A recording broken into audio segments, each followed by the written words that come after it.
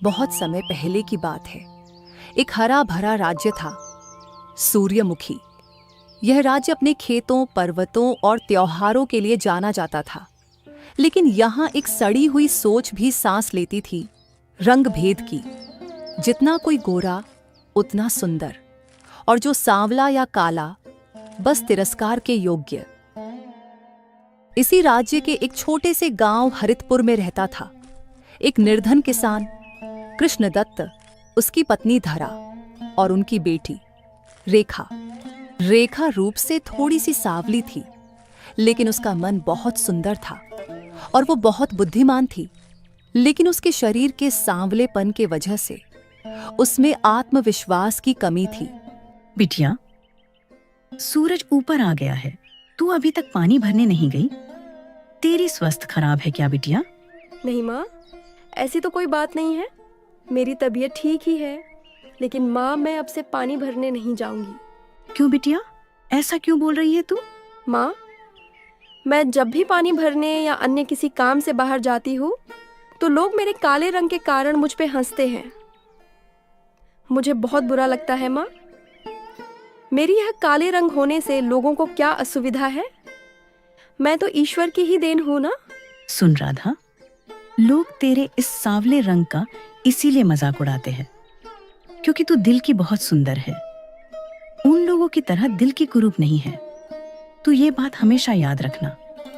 मनुष्य का मन सुंदर होना चाहिए, ऊपरी सुंदरता किसी काम की नहीं।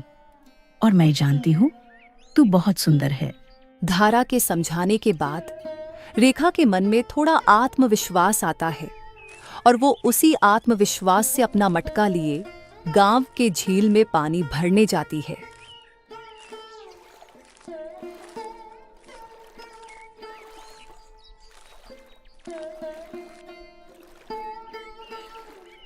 लो बहनों, आज तो झील का पानी भी डर गया होगा। रेखा जो आई है। हंसी रोक नहीं पा रही हूँ रे। रेखा को देखो तो जैसे किसी ने मिट्टी से इंसान बना दिया हो। मिट्टी से इंसान बनाना तो भगवान का ही काम है ना। और भगवान जो करता है गलत नहीं होता। भगवान हर किसी को कोई उद्देश्य से इस धरती पे भेजते हैं। लेकिन तुम लोगों को देखकर तो यही प्रतीत होता है कि तुम लोगों के जीवन में कोई उद्देश्य ही नहीं है। ओहो, जुबान तो देखो जैसे हमारे राज्य का रानी हो। रानी का तो पता नहीं, लेकिन एक सुंदर मन का मनुष्य बनने के लिए आत्मबल चाहिए होता है, और वो तो मेरे पास है। लेकिन तुम लोगों को देखकर तो यही लगता है कि तुम लोग मनुष्य के श्रेणी में आते ही नहीं, क्योंकि तुम लोगों को तो बस दूसरों के रंग रूप का मजाक उड़ाना आता है। स्त्रियां चुप होकर इधर उधर देखने लगती हैं। रेखा मुस्कुराती है और घड़ा उठाकर चल देती है और घर आ जाती है।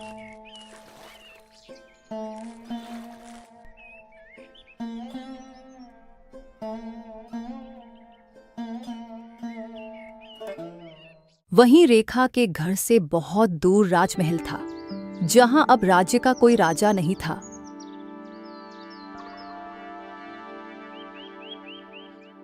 कुछ वर्ष पहले किसी रोग के चलते महाराज विक्रम सिंह का मृत्यु हो गया और रानी रूपवती राजकुमार रघुनंदन को जन्म देते ही स्वर्गवासी हो गई थी। राजकुमार रघुनंदन एक सुंदर युवक था, जिसका हृदय साफ और वे शांत स्वभाव का था और राजनीति के कपट से अनजान था। राजकुमार, अगले सप्ताह आप 24 वर्ष के हो जाएंगे और हमारा राज्य का नियम है कि अगर हमारे राज्य के महाराज का देहांत हो जाए तो उनके उत्तराधिकारी को 24 वर्ष होने पर राज सिंहासन पे विराजमान किया जाएगा। लेकिन हमारे राज्य का एक और जरूरी नियम है कि राज सिंहासन में विराजमान होने से पहले सिंहासन के उत्तराधिकारी को उसके योग्य होना होगा। हम जानते हैं गुरुजी, हमारे स्वर्गवासी पिता ने हमें ये बात बचपन में ही ज्ञात करा दी थी और हमें यह भी पता है कि राज सिंहासन के योग्यता के लिए कुछ प्रश्न पूछे जाते हैं। अगर वो प्रश्न का उत्तर कोई उत्तराधिकारी नहीं दे पाए तो राज दरबार के राजगुरु को छोड़ के जो भी सदस्य वो प्रश्न का उत्तर दे पाए उसी को महाराज घोषित कर दिया जाएगा। परंतु हमें लगता है कि राज दरबार में हमसे अधिक योग्यता किसी में नहीं है। अति सुंदर राजकुमार, आपको ये सब पहले ही ज्ञात है।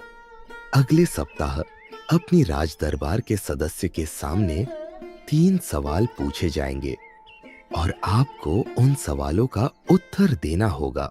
जी गुरुजी, हम इसके लिए प्रस्तुत हैं। हमें लगता है कि हम उन सवालों का उत्तर दे पाएंगे। अवश्य राजकुमार, आप ज्ञानी हैं, आप जरूर उन सवालों का हल दे पाएंगे। हमारा राज्य शांतिपूर्ण राज्य है। हमने बहुत बरसों से शांति से जिया है। हमारा राज्य का कोई शत्रु नहीं है, लेकिन हमारा राज्य बहुत विशाल है। इसीलिए इस राज्य को चलाने के लिए हमें शूरवीर से ज्यादा ज्ञानी राजा का आवश्यकता है। राजकुमार बहुत ज्यादा सीधे साधे थे। उनको अपने राज दरबार के राजनैतिक षड्यंत्र के बारे में कुछ नहीं पता था। राज दरबार के मंत्री बीरसेन, जो बहुत ज्यादा लालची और कपटी था, वो इस राज सिंहासन को हड़पना चाहता था।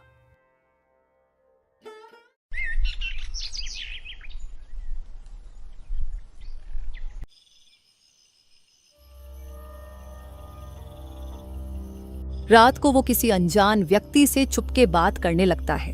आपको पता तो है ही क्या करना है। अगले सप्ताह अगर आपने मेरे कहे मुताबिक नहीं किया तो आपके परिवार को मैं कठोर से कठोर दंड दूंगा।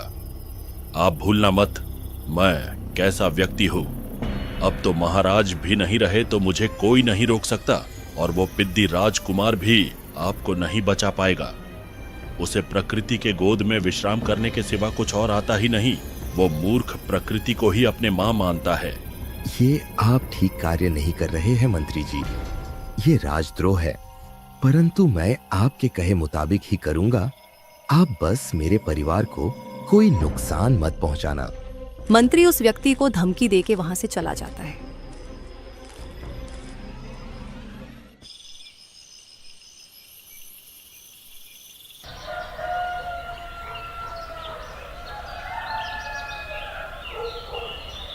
यहाँ हम देखते हैं कि रेखा अपने घर का सारा काम समाप्त करके अपने पिता से मिलने जाती है।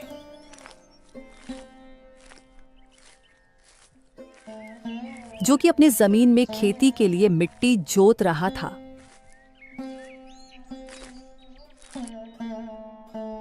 पिताजी, दोपहर हो गया है, आप घर चलो, खाना खाने का समय हो गया है।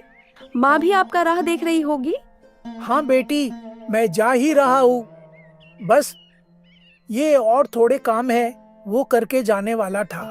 अभी तू आ ही गई है तो थोड़ा आराम ही कर लिया जाए और तेरे साथ बात भी कर लेता हूँ। हाँ आइए ना पिताजी, बहुत देर से काम कर रहे हैं, थोड़ा आराम कर लीजिए। रेखा और उसके पिता वहीं पर छांव में बैठकर थोड़ी देर बात करने लगे। बिटिया, आजकल मुझसे ज्यादा मेहनत नहीं हो पाती है। बूढ़ा भी तो हो रहा हूँ ना। बस एक अच्छा सा लड़का देखकर तेरी ब्याह कर दूं तो मुझे थोड़ी चैन आए, और उसके बाद मैं ये सब मेहनत मजदूरी छोड़कर ये जमीन का टुकड़ा किसी जमींदार को बेच दूंगा, और इससे मिले हुए धन से मैं और तेरी माँ बाकी के जीवन व्यतीत करेंगे। अरे मैं तो कहती हूँ आप अभी से ये काम छोड़ दो। कोई जरूरत नहीं इतने मेहनत करने की। वैसे भी मुझे कौन ही पसंद करेगा जो मुझसे ब्याह करेगा। गांव के लोग तो मुझे देखते ही हंस पड़ते हैं। आप मेरी ब्याह की चिंता छोड़ो। मैं लड़की हुई तो क्या हुआ, मैं राजमहल में काम करने जाऊंगी और घर चलाऊंगी। धत्त पगली, तुझे कितनी बार कहा है हमने, ये रंग रूप से कुछ नहीं होता। लोगों का मन सच्चा होना चाहिए, और तेरा मन बहुत अच्छा है। और हाँ, किसने कहा तुझसे कि तू कुरूप है? तू तो बहुत सुंदर है, बस तेरी रंग सावली है। देख, मैं भी तो सावले रंग का ही हूँ, फिर भी मुझे तेरी माँ ने पसंद कर लिया। अपने पिता के मुंह से ये सुन के रेखा के चेहरे पर हंसी आ गई और दोनों हंसने लगे। यही सब बात करने के थोड़े समय बाद दोनों बाप बेटी घर की ओर चल पड़ते हैं।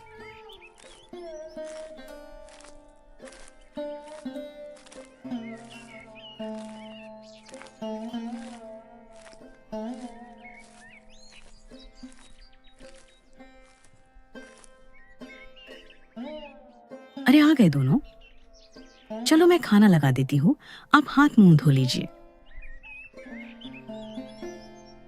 थोड़े समय बाद तीनों मिलकर दोपहर का खाना खाते हैं और खाना खाने के बाद तीनों बैठ के थोड़े बात करने लगते हैं और कृष्णदत्त बात करते करते राजमहल की बात करने लगता है।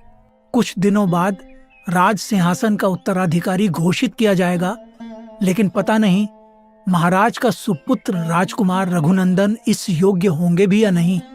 सुना है वे बहुत सीधे साधे हैं, उनको राजनीतिक दाव पेच ज्यादा ज्ञात नहीं है। आपने राजकुमार को देखा है क्या पिताजी? नहीं बिटिया, तेरे पिता और मैं बहुत वर्ष पहले राजमहल गए थे, तब महाराज जीवित थे और राजकुमार तब बहुत छोटे थे। तू भी बहुत छोटी थी तब। हाँ, उसके बाद हम राजमहल के भीतर नहीं गए। ऐसा क्यों पिताजी? आप उधर क्यों नहीं गए? क्या वहां जाना मना है? अरे नहीं नहीं, ऐसा कुछ नहीं है। वहां जाने में कोई मना नहीं है। राजमहल का द्वार प्रजा के लिए हमेशा खुला है। हमारे राज्य का राज दरबार ऐसा नहीं है कि प्रजा को भीतर घुसने भी ना दे। बस कुछ बरसों से सिंहासन खाली है, इसीलिए लोग अपने विपदा लेके कम जाते राजमहल में। लेकिन जब कुछ दिनों बाद राजकुमार महाराज बनेंगे तो लोग फिर से ज्यादा मात्रा में जाने लगेंगे। पिताजी, माँ, मैंने भी राजमहल के भीतर कभी प्रवेश नहीं किया। मुझे एक बार जाना है वहां। अभी तो तू नहीं जा सकती। अभी राज सिंहासन का महाराज चुने जाने वाले हैं और इसीलिए इन दिनों राजमहल के भीतर प्रजा का प्रवेश निषेध है। हमारा राज्य का नियम है कि महाराज निर्वासन में सिर्फ राज दरबार वाले ही रहते हैं। और भी बहुत नियम है जो राज दरबार वाले महाराज चुनने में प्रयोग करते हैं, लेकिन ये सब प्रजा को जानने नहीं दिया जाता। ये कैसा बेकार नियम है?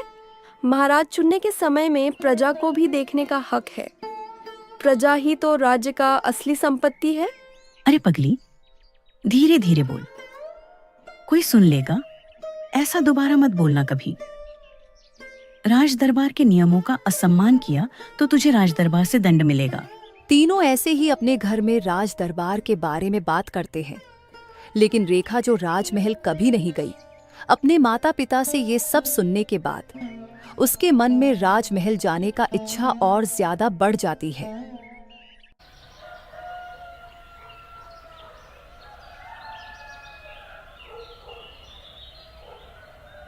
ऐसे ही कुछ दिन बीत जाने के बाद आज राजमहल में राजकुमार को महाराज घोषित करने का समय आ गया था। लेकिन इससे पहले दरबार के राजगुरु उनसे कुछ प्रश्न पूछेंगे। अगर वे ये प्रश्न का उत्तर सही से दे पाए तो राजकुमार राज सिंहासन में विराजमान हो पाएंगे। तो राजकुमार, आप प्रस्तुत है प्रश्न का उत्तर देने के लिए? जी गुरुजी, पूछिए आपको जो भी पूछना है। राजकुमार, आप बताएं, आपके बालक अवस्था में आपने अपने स्वर्गवासी माता के हाथ से पहला निवाला कौन सा खाया था? राजकुमार ये प्रश्न सुनकर राजगुरु के तरफ आश्चर्य से देखने लगा और बोला, ये क्या पूछ रहे हैं आप? ये क्या अर्थहीन प्रश्न है? किसको अपने बाल अवस्था के बारे में याद रहता है? राजगुरु के पहले प्रश्न को सुन के राजकुमार के साथ राज दरबार के अन्य और कई सदस्य हैरान थे। लेकिन तभी मंत्री ने राजकुमार को चेतावनी देते हुए कहा, राजकुमार, आप ये क्या अनर्थ कर रहे हैं? आप हमारे राज दरबार के नियमों का उल्लंघन कर रहे हैं। प्रश्न पूछते समय राजगुरु को कोई भी उलट प्रश्न नहीं पूछ सकता है।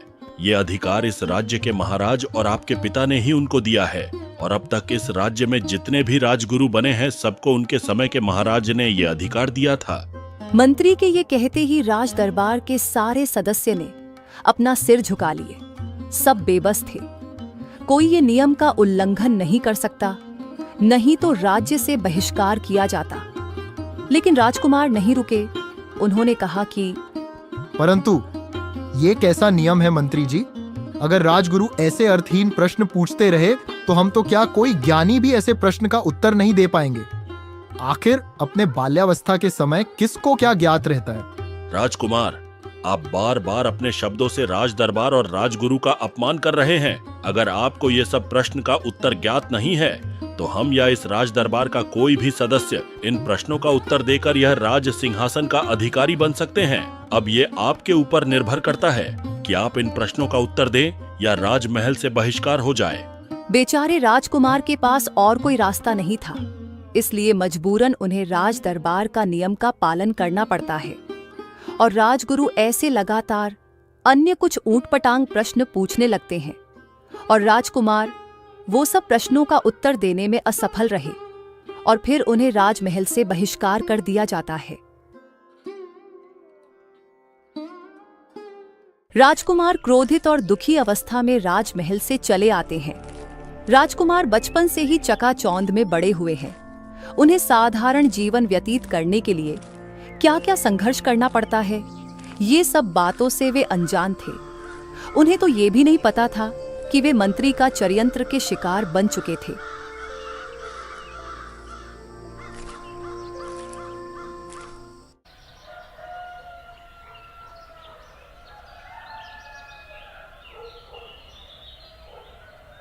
ऐसे ही कुछ दिन बीत जाते हैं और राजकुमार जैसे तैसे राज्य के जंगल में अपना जीवन व्यतीत कर रहे थे। जहां किसी का छोड़ा हुआ एक कुटिया था, वे वहीं पे रह रहे थे। एक दिन जब राजकुमार के पास खाने के लिए कुछ नहीं बचा, तो वे गांव में खाना और काम के तलाश में निकले।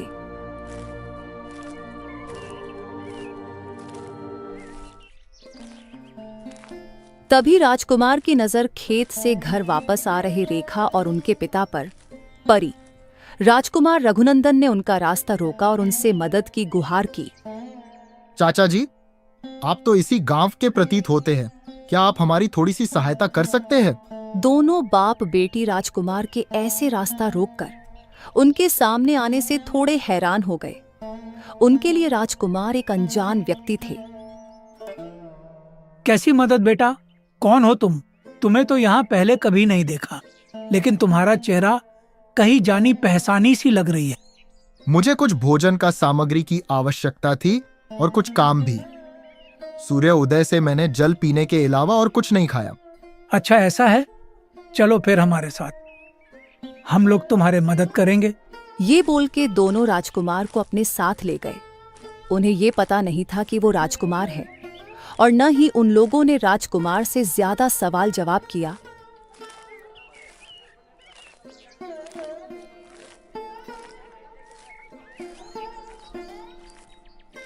वे लोग राजकुमार को सीधा अपने घर ले आया।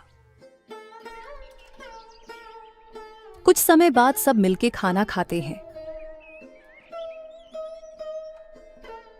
और खाने के बाद रेखा के पिता राजकुमार से पूछता है, बेटा, अब तुम हम लोगों को बताओ कि तुम कहां से आए हो, तुम्हारा नाम क्या है?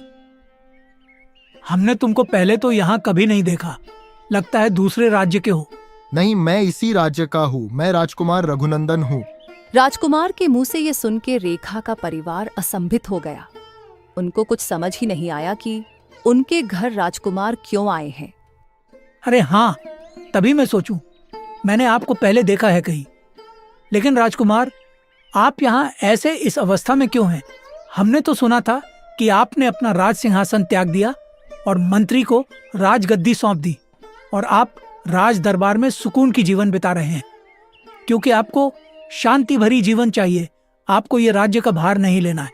रेखा के पिता के मुंह से ये सुन के राजकुमार असंभित रह गया और बोला, नहीं नहीं, ये सत्य नहीं है। असल में मैं राज सिंहासन का योग्य नहीं बन पाया। मैं राजगुरु के एक भी प्रश्न का उत्तर नहीं दे पाया, इसीलिए मुझे राज दरबार से बहिष्कार कर दिया। लेकिन मैंने तो मंत्री को कभी राज सिंहासन नहीं सौंपा था, तो ये सब क्या हो रहा है राजमहल में? क्षमा चाहूंगी राजकुमार, लेकिन उन्होंने आपसे ऐसा क्या प्रश्न पूछा था जो आप उत्तर नहीं दे पाए? राजकुमार ने उनको पूछे गए सारे प्रश्न रेखा और उसकी परिवार को बता दिए और साथ में राज दरबार के राज्याभिषेक के नियमों को भी बता दिए। ये सब सुन के रेखा के पिता बोले, राजकुमार आपने जो बताया सब कुछ ठीक है, लेकिन मुझे आपको पूछे गए प्रश्न कुछ समझ नहीं आए। मेरे स्वर्गवासी पिता ने मुझसे कहा था कि आपके राज परिवार ने इसलिए इन प्रश्न का नियम निकाला था कि हमारा राज्य बहुत विशाल है और इसे चलाने के लिए पराक्रम की नहीं बुद्धि की जरूरत होती है, और इसलिए राज्य का व्यापारिक लेन देन या राज्य के अन्य किसी कर्मों का ही प्रश्न पूछे जाते थे। लेकिन आपके कहे मुताबिक तो राजगुरु ने आपसे कुछ और ही पूछा। मुझे ये ज्ञात नहीं था। मेरे स्वर्गवासी पिता को तो मुझे ज्यादा कुछ राज दरबार के विषय में बोलने का अवसर ही नहीं मिला। जब मैं युवा अवस्था में आया तो वे अपने रोग से जूझ रहे थे, परंतु आपने ये जो कहा है, अगर ये सत्य है तो राजगुरु ने मेरे साथ षड्यंत्र रचा है। मैं उनको कदापि नहीं बख्शूंगा। लेकिन राजकुमार, राजगुरु का इसमें क्या स्वार्थ हो सकता है? उन्हें इसमें क्या मिलेगा? बल्कि राज सिंहासन में तो मंत्री विराजमान है। राजकुमार ये सब सुनने के बाद चिंता में पड़ गए थे। उन्हें अपने साथ हुए अन्याय को लेके बहुत दुख और गुस्सा आ रहा था। राजकुमार अपनी चिंता दिखाते हुए कृष्णदत्त से बोलता है, मैं वही सोच रहा हूं। आखिर मंत्री कैसे महाराज बन सकते हैं? उन्होंने तो सदैव राजघराने से वफादार रहने की वचन लिया था। हमें तो कुछ समझ ही नहीं आ रहा कि आखिर षड्यंत्र किसने रचा। मतलब असली राजद्रोही राजगुरु नहीं, मंत्री है। मैं उसे कदापि क्षमा नहीं करूंगा। उसे हम कठोर से कठोर दंड देंगे। राजकुमार को गुस्से में देख रेखा समझदारी से बोलती है,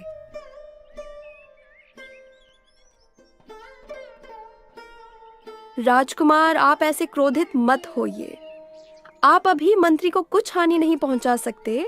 वे अभी महाराज हैं। आप कुछ दिन धैर्य रखिए, तब तक हम मिलके कुछ उपाय निकालते हैं।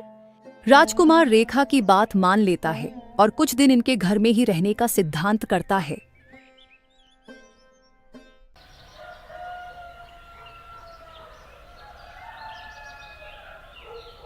ऐसे ही कुछ दिन बाद एक दिन रेखा राजकुमार के पास आई और बोली, राजकुमार, आप अगर चाहे तो मेरे पास एक तरकीब है जिससे आप अपने साथ हुए षड्यंत्र का भेद खोल सकते हैं और इससे आपको अपना राज सिंहासन मिलने का भी संभावना है। कैसी तरकीब रेखा? तुम अपने मन में क्या सोच रही हो?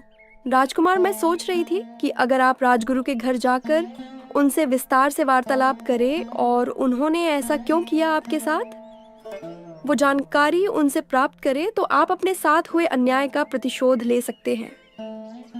और हाँ, आपके पास ना तख्त है ना सैनिक, तो आप क्रोध से काम न करके समझदारी से निर्णय लीजिए।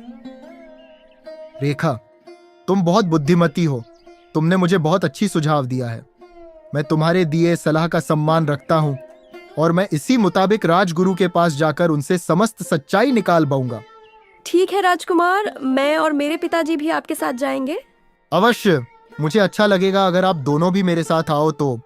यही सब बात करके कुछ समय बाद संध्या के समय राजकुमार, रेखा और रेखा का पिता तीनों राजगुरु के घर की ओर निकले।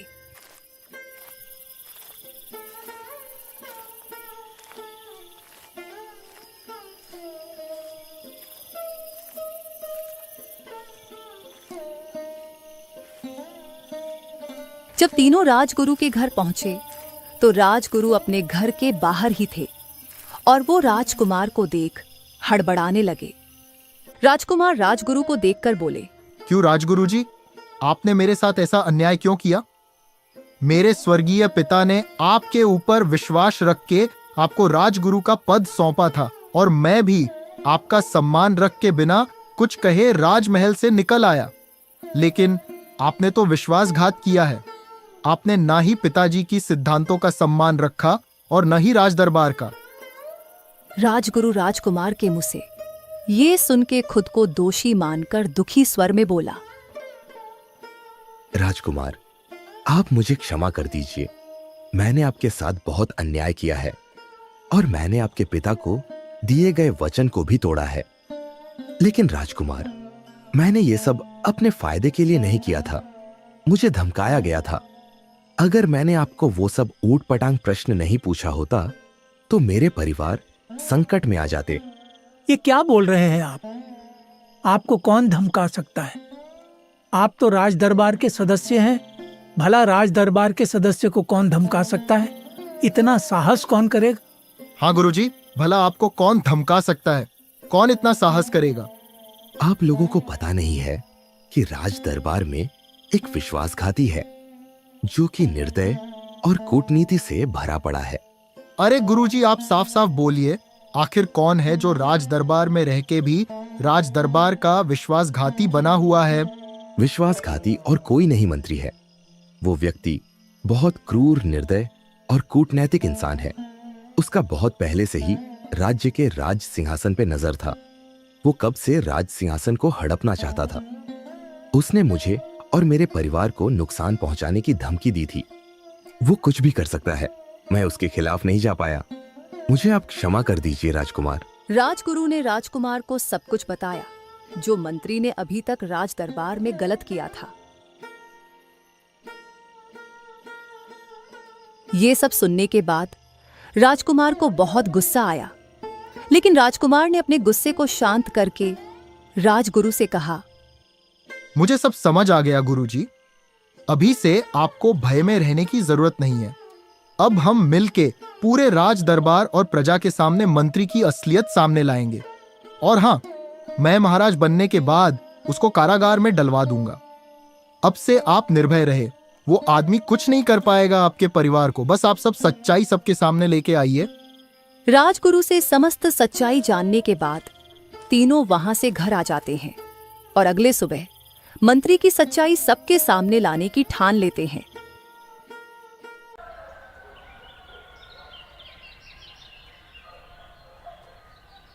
अगले सुबह राजमहल के सामने कई लोग जमा हो गए थे, जो कि रेखा और उसके पिता ने मंत्री की सच्चाई बता के बहुत सारे गांव में खबर फैला दी थी।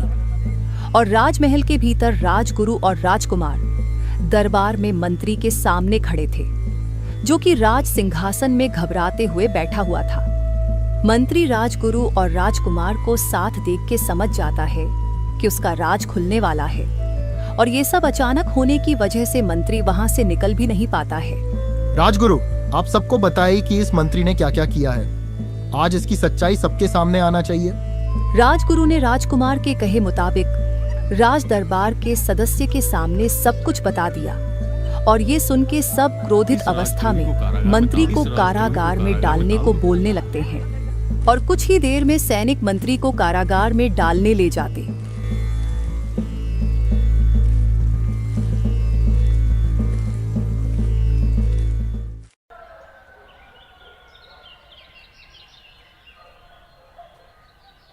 अगले दिन राजदरबार के सदस्य के सहमति से राजकुमार को महाराज घोषित कर दिया जाता है और उनका राज्याभिषेक किया जाता है।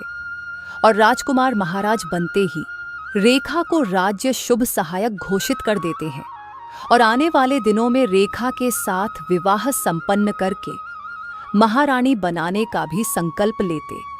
रेखा, जिसे सब उसके सांवले रंग के वजह से उसका मजाक उड़ाते थे, वो जो अब तक अपने पूरे गांव की हंसी का पात्र थी, वो अब अपने बुद्धि और सच्चाई से राजकुमार की सहायता करने की वजह से पूरे राज्य का महारानी बनने वाली थी।